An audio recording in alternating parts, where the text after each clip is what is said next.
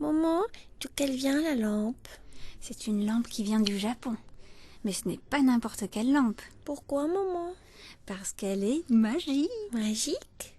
Oui, c'est une lampe qui renferme des histoires merveilleuses. Écoute plutôt. Il y a fort longtemps, dans le pays du soleil levant, une armée d'insectes volants dévastait villes et champs. Les sauterelles dévorent tout, criaient les paysans. Qui anéantira ce fléau, se demandaient les habitants. On peut manger aussi. Mais non, voyons, tu n'as rien à craindre. Écoute plutôt la suite. Non loin de là, vivait au bord de l'étang une jeune fille prénommée Satsuko Tang. Bien que rejetée par les gens, elle voulait sauver le village des volants. « Chef, je connais un moyen de vous débarrasser des sauterelles à temps, avant qu'elles ne finissent de ravager tous les champs. »« Va-t'en, paria, garde-toi bien de nous aider maintenant.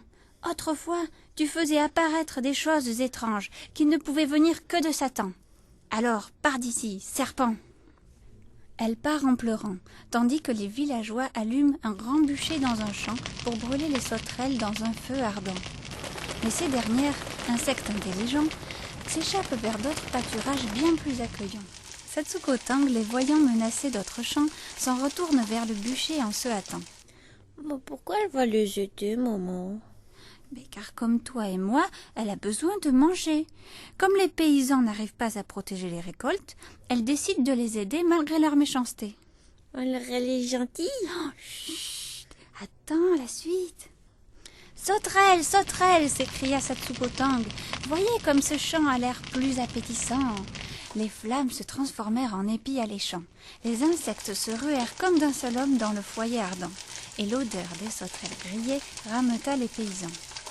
Hurrah, merci Satsuko, tu nous as sauvés par ton enchantement. Et regardez, les sauterelles se sont transformées en or brillant. Tous les villageois avares sautèrent dans le piège tendu par Satsuko Tang, et elle s'en alla tout sourire sous les hurlements déchirants. Le lendemain, assise sur les braises et les ossements, elle dégusta toutes les récoltes d'un appétit fort déroutant. Satsuko vécut grosse, rancunière, mais heureuse, loin des médisants. C'est ainsi que se termine cette belle histoire. Bonne nuit, mon cœur. Fais de beaux rêves. Oui.